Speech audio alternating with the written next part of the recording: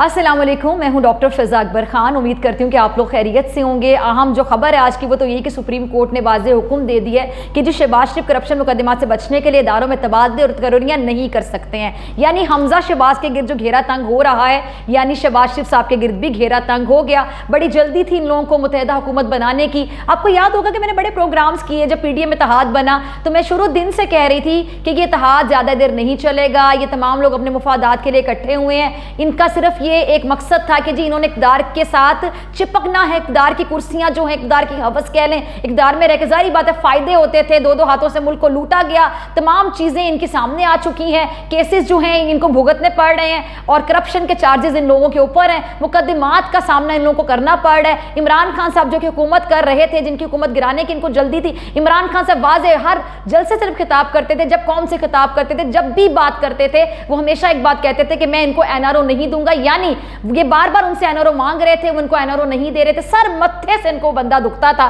जिनका नाम है इमरान खान साहब। उनकी हुकूमत को घर भेजने की जल्दी थी। फिर किस तरह बैरूनी साजिश हुई, इमरान खान साहब हक़ाइक़ कौम के सामने ले आए और ये जो मुत्तहिदा हुकूमत है ये आलाकार बनी बैरूनी साजिश का। इन्होंने इमरान खान साहब की हुकूमत को गिरा दिया। किस तरह जाके ये इक़्तिदार की कुर्सियों पर बैठ गए। अच्छा जब जरा सुनते जाइएगा। ये कहते थे कि इमरान खान ने महंगाई कर दी, इमरान खान ने अवाम को गुर्बत की चक्की में मजीद पीस दिया। अब इमरान खान ने इतनी महंगाई कर दी कि बेचारी अवाम जो है महंगाई से घबराई हुई है। अवाम का दुख हमसे बर्दाश्त नहीं हो रहा, अवाम का दर्द हमसे बर्दाश्त नहीं हो रहा, अवाम की तकलीफ हमसे बर्दाश्त नहीं हो रही। इतने ये लोग मरे जा रहे थे अवाम के दुख में, अवाम के दर्द में, अवाम की तकलीफ में, या फिर मैं कह दूं कि इमरान खान की से हसद में, या इमरान खान से बुग़्ज़ में, इमरान खान से जो कीना इन्होंने दिल में पाल रखा है उसमें मरे जा रहे थे। तो अवाम बड़ी समझदार है। अच्छा जी बहरहाल आ गए ये। फिर आपके पास कौन सा प्लान था मईशत को संभाला देने के लिए? आप लोगों के पास कौन सा प्लान था इस मईशत को बेहतर करने के लिए? महंगाई आपके आने के बाद मजीद बढ़ गई।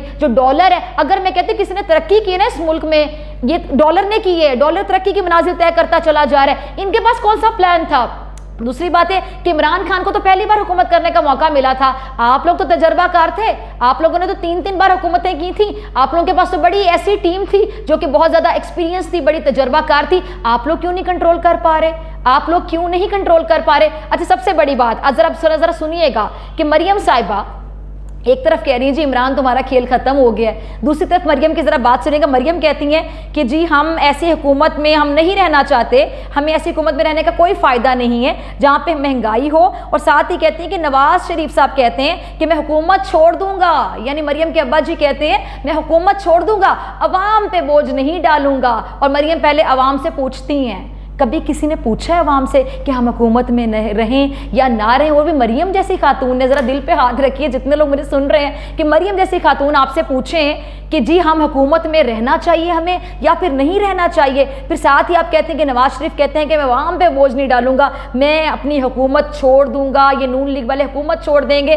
तो फिर यहाँ से क्लियर है कि घुटने टेक चुके हैं ये लोग। इन लोगों को नज़र आ चुका है कि नून लीग जो कि फ्रंट पर तो नून लीग है ना, जरा देखिएगा नून लीग के साथ कितना हैंड हो गया कि बाकी जो मुत्तहिदा जो तमाम जमातें हैं जिन्होंने मिलकर हुकूमत बनाई थी, PDM टोला जब बना और किस तरह इमरान खान साहब की हुकूमत में जो बैरूनी साजिश थी उसके लिए ये लोग आलाकार बने और इन्होंने किस तरह इमरान खान साहब की हुकूमत को घर भेजा। तो बच्चा बच्चा जानता है बात, किसी बच्चे से आप पूछ रहे आपको पूरी कहानी सुना देगा। तो फिर मुझे बताएं कि जो बाकी जमातें हैं वो अब जिम्मेदारी लेने को तैयार नहीं है, यानी जो सारा बोझ था वो नून लीग पर आ गया। अगर मैं कहूँ कि नून लीग बुरी तरह से फंस गई है, गंदी होगी तो गलत नहीं होगा। और नून लीग को ये बात अच्छे तरीके से समझ आ चुकी है कि हमारे साथ बहुत बड़ा हाथ हो चुका है।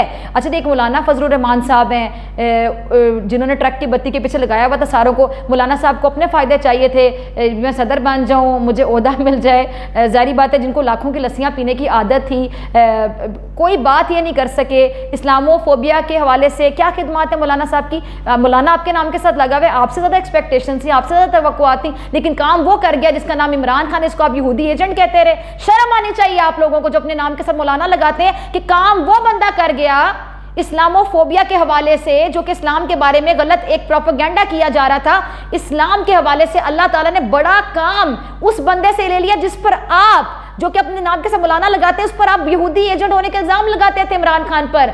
अल्लाह ताला ने उस बंदे को इज्जत दे दी। इतना वकार दे दिया, उसके वकार में इज्जत में इजाफा कर दिया, फिर भी आप लोगों को शर्म नहीं आती है। अब वो जो मौलाना साहब हैं, वो जो कहते थे, आपको याद होगा पहले भी जब इन्होंने धरना दिया था, तमाम लोग इनके साथ जो गए हुए थे, मदरसे के बच्चे भी गए हुए थे, लोग वो झूले वगैरह लेकर वापस आ गए थे और कहते थे हम खाली हाथ नहीं लौटे हैं। फिर हाथों में क्या लेके मौलाना लौटे थे आज तक किसी को नहीं पता। अब भी मौलाना साहब खाली हाथ ही रह गए हैं। समझ ही नहीं रही मौलाना साहब को कि मेरे साथ क्या हो गया है। अच्छा, वैसे आपस में ना ये तमाम जो लोग हैं, इन सब ने मेरे ख्याल से मिलकर एक दूसरे का बेड़ा गर्क कर दिया है, और इन सब में अगर कोई फ़ायदे में रह गया है ना, तो यकीनी तौर पे वो पीपल्स पार्टी रह गई है। नून लीग ने तो अपना बहुत ज़्यादा नुकसान कर लिया। कहते हैं कुल्हाड़ी पकड़ के अपने पाँव पे ये मारना, वो सिचुएशन है। मौलाना से पहले भी खाली हाथ रह गए थे, अब भी खाली हाथ रह गए हैं। हाँ, जो अगर थोड़ा बहुत फ़ायदा ले गया है तो वो पीपल्स पार्टी ले गई है। नून लीग बुरी तरह से गंदी हो गई है। इमरान खान साहब कौम के हीरो बन चुके हैं। कौम की मोहब्बत इमरान खान साहब के लिए मज़ीद बढ़ चुकी है, क्योंकि इमरान खान साहब जो जलसे कर रहे हैं, जिस शहर में उन्होंने जलसा किया,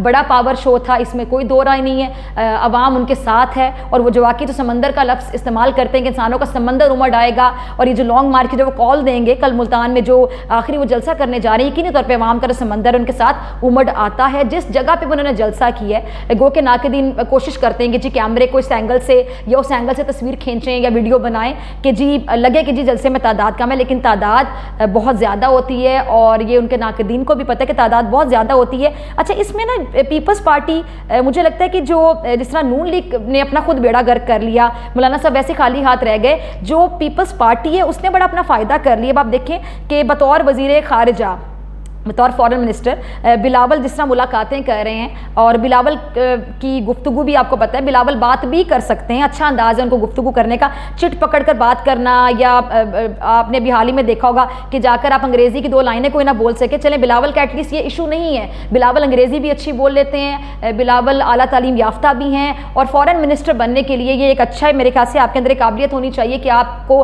फिलबदी गुफ्तगू करनी आती हो, आपकी अंग्रेज़ी पर आपका अबूर हो, कि आपका इस लैंग्वेज पे अच्छी ग्रिप हो, आपका अबूर हो। बिलावल में ये बहुत सी खूबियां हैं। फिर दूसरा, आपको याद होगा कि मैं जब भी भुट्टो साहब के किरदार को पढ़ती हूँ तो मुझे ज़्यादा वो वज़ीर आज़म से ज़्यादा बतौर वज़ीर ख़ारिजा वो मुझे बड़े अच्छे लगते हैं। जब मैं उनको पढ़ती हूँ या उनके हवाले से जब हम बहुत सी चीज़ें देखते हैं, तो बड़े दबंग वज़ीर ख़ारिजा थे, वो बड़े दबंग फ़ॉरेन मिनिस्टर थे।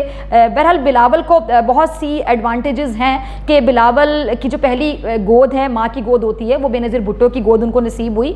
जरदारी साहब जिनको कहा जाता है कि बड़े स्मार्ट मूव्स के माहिर हैं, जरदारी साहब जारी बात है ट्रेनिंग कर रहे हैं बिलावल को। तो बिलावल इस सब में मुझे जो लगता है, जो मेरी एक राय है, आप अग्री भी कर सकते हैं, डिसअग्री भी कर सकते हैं, कि बिलावल इस सब में फ़ायदा ले जाएंगे। बिलावल की आइंदा के लिए बेहतरीन ट्रेनिंग शुरू हो चुकी है। नून लीग ने अपना बेहद नुकसान कर लिया है। मरियम पहले भी बात करने से पहले नहीं सोचती थी, अब भी बात करने से पहले नहीं सोचती हूँ। नून लीग को मैं अक्सर कहती हूँ जितना नुकसान मरियम के बयानात ने पहुँचाया शायद किसी ने नहीं पहुँचाया होगा, और मरियम को ये बात अभी तक समझ नहीं आ रही। शहबाज शरीफ साहब ये बात अच्छे तरीके से समझते हैं। आपको याद होगा कि शहबाज शरीफ साहब ने कहा था कि जी मरियम की बात को मतलब इतना संजीदगी से ना लें, चाहे वो बात लाइटर नोट पे थी या इतनी संजीदा बात नहीं थी, लेकिन ये बात बड़ी वजनी है, इस बात में बड़ा वजन है। अच्छा, एक इमरान खान साहब अभी जो मुल्तान में कल जो उनका आखिरी जलसा है जिससे वो खिताब करेंगे, तो उसके बाद वो उसमें बाकायदा लॉन्ग मार्च की कॉल देंगे, तारीख का ऐलान कर देंगे, और उनका यही मानना है कि अवाम का जो समंदर है वो उमड़ आएगा। इमरान खान साहब बड़े कॉन्फिडेंट हैं, तो मुझे तो लगता है कि जो सितारे हैं वो नून लीग के बहुत गर्दिश में है। मौलाना साहब के सितारे तो पता नहीं काफ़ी देर से गर्दिश में हैं, और इमरान खान साहब के सितारे उरूज पर हैं। आखिरी बात मैं कहना चाहूँगी जाने से पहले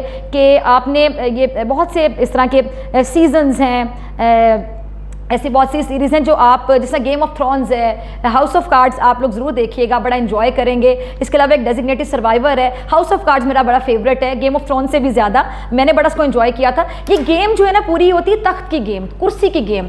जिस तरह लोगों को रुपए पैसे का बड़ा एक हवस होती है, हवस नहीं होनी चाहिए किसी भी चीज़ की, उतनी तलब होनी चाहिए जितनी ज़रूरी। हवस जब होगी तो आप यकीन जाने आपके दिमाग पर सवार हो जाएगी, आप सोचने समझने की सलाहियत ही खो बैठेंगे। तो अल्लाह ताला से हमेशा दुआ करनी चाहिए कि किसी भी चीज़ की आपको लगन होनी चाहिए, अपने करियर को लेके, अपनी एजुकेशन को लेकर, कि आप कुछ किसी जगह पे पहुंचना चाहते हैं, आपका एक टारगेट होता है कि मैंने यहाँ तक पहुंचना है, तरक्की करनी है, उसके लिए एक सीधे रास्ते का इंतखाब कीजिए, सीधे रास्ते पे चलें, अल्लाह ताला से मदद मांगिए, मेहनत कीजिए, सब मिलेगा, सब्र से काम लीजिए, मेहनत करें मेहनत करें मेहनत करें, और अपनी किस्मत पर यकीन रखें, दुआ पर यकीन रखें। लेकिन जब आप किसी भी चीज़ की हवस या लालच करने पर आ जाते हैं, जिस तरह कि तख्त की गेम है, जैसे गेम ऑफ थ्रोन्स की मैं बात करूँ, हाउस ऑफ कार्ड्स, या आप जितने भी सीजन्स देखेंगे, तो तख्त पर बैठने की सबको जल्दी होती है, लेकिन आप ये मेरा जुमला याद रखिएगा कि इमरान खान साहब को तख्त से उतारने की बड़ी जल्दी थी। ये खासतौर पे नून लीग को, ये मुत्तहिदा हुकूमत, मतलब सब जो मिले थे, अब ये जो तख्त पे बैठ गए ये गंदे हो गए।